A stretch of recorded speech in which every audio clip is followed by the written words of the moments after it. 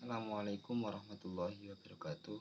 Nama saya Muhammad Liwauddin dari kelompok 9 akan mempresentasikan hasil diskusi kami dengan judul pendekatan feminisme dan psikologi dalam agama. Yaitu pengertian feminisme.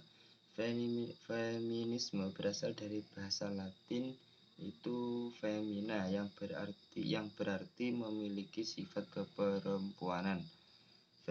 Feminisme muncul pada tahun 1960 atau ada petunjuk lain bahwa feminisme telah muncul 2 hingga 3 abad sebelumnya.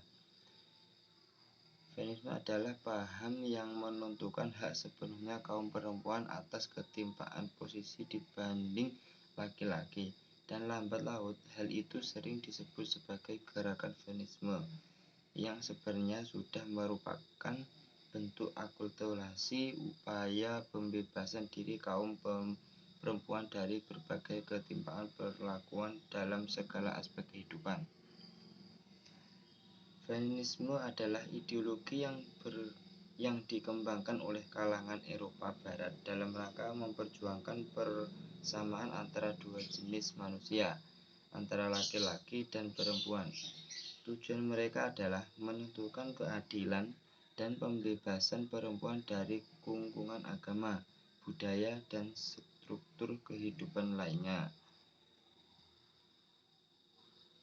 Feminisme dapat diartikan sebagai suatu kesadaran akan penindasan dan pemerasan terhadap perempuan dalam masyarakat, di tempat kerja dan dalam keluarga, serta tindakan sadar oleh perempuan maupun laki-laki untuk mengubah keadaannya tersebut.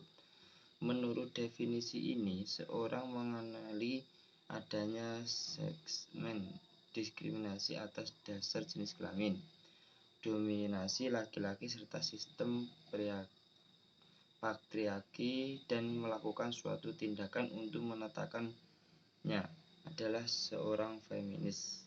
Adapun seorang feminis muslim menurut Yahunal Ilyas, selain harus memenuhi kriteria tersebut, yakni memiliki kesadaran ketidakadilan gender dan menjadi benang merah pengikat semua paham feminisme. Sejarah feminisme di Indonesia telah dimulai pada abad 18 oleh R.A. Kartini melalui hak yang sama atas bidang pendidikan bagi anak-anak perempuan. Perjuangan feminisme sering disebut dengan istilah gelombang dan menimbulkan konferensi atau perdebatan mulai dari feminisme gelombang pertama dari abad 18 sampai ke pra 1960.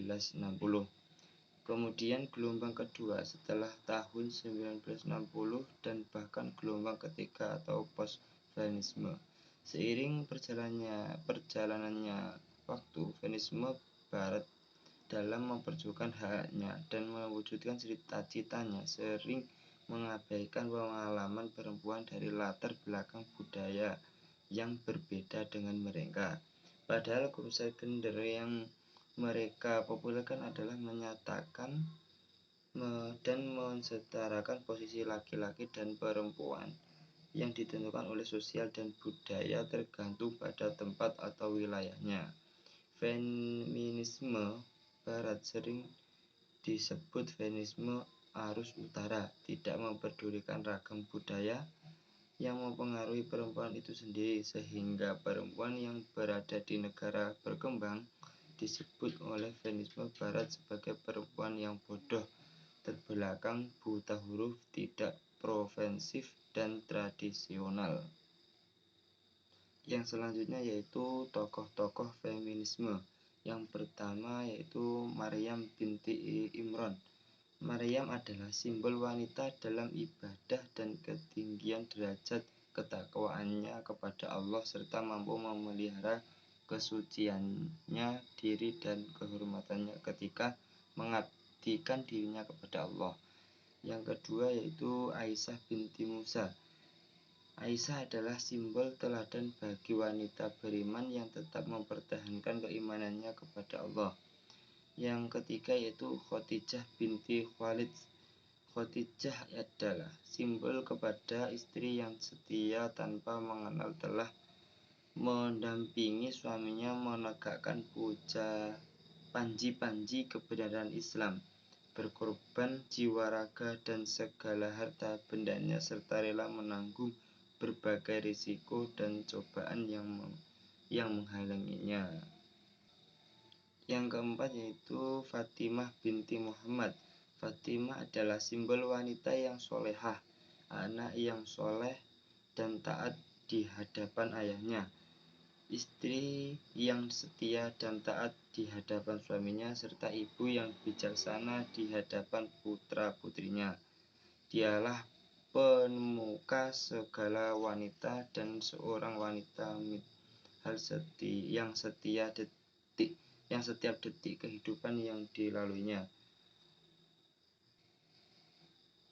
Pembahasan yang selanjutnya yaitu psikologi dalam agama. Psikologi agama merupakan cabang ilmu psikologi yang meneliti dan mempelajari tentang tingkah laku manusia dalam hubungan dengan pengaruh keyakinan terhadap agama yang dianutnya, serta dalam kekaitannya dengan pengaruh usia masing-masing. Upaya untuk mempelajari tingkah laku keagamaan tersebut dilakukan melalui pendekatan psikologi. Tegasnya, psikologi agama mempelajari dan meneliti fungsi-fungsi jiwa yang memantul dan memperlihatkan diri dalam perilaku dan kaitannya dengan kesadaran dan pengalaman agama manusia. Psikologi agama berbeda dari cabang-cabang psikologi yang lain karena dihubungkan dengan dua bidang pengetahuan yang lain, sebagai harus tunduk kepada agama dan selainnya tunduk kepada ilmu jiwa. Adapun ruang lingkup psikologi agama menurut Profesor Dr. Haji Rusmi Tumorov adalah kegiatan ibadah seseorang meliputi ubudiyah dan maumalah, gerakan-gerakan kemasyarakatan yang muncul dari masyarakat yang beragama, budaya-budaya yang ada dalam masyarakat, akibat pengalaman agama, suasana keagamaan dalam lingkungan hidup sering dengan kesadaran beragama yang ada dalam masyarakat. Profesor Dr. Zakiyah Derajat menyatakan lapangan penelitian psikologi agama mencakup proses beragama, perasaan dan kesadaran agama dengan pengaruh dan akibat-akibat yang dirasakan sebagian dari keyakinan. Metode yang digunakan dalam penelitian psikologi agama adalah metode ilmiah, yakni mempelajari fakta-fakta yang berada dalam lingkungannya dengan cara yang objektif. Dalam meneliti ilmu jiwa agama, sejumlah metode dapat digunakan, antara lain: 1. Dokumen pribadi. Yang kedua, kuesioner dan wawancara. Yang ketiga, tes. Yang keempat, eksperimen. Yang kelima, observasi melalui pendekatan sosiologi dan antropologi. Yang keenam, pendekatan terhadap perkembangan. Yang ketujuh, metode klinis dan proyektivitas. Dan yang terakhir yaitu yang nomor 8, metode umum proyektivitas. Sekian dari presentasi dari saya mewakili kelompok 9. Kurang lebihnya mohon maaf. Akhirnya, wassalamualaikum warahmatullahi wabarakatuh.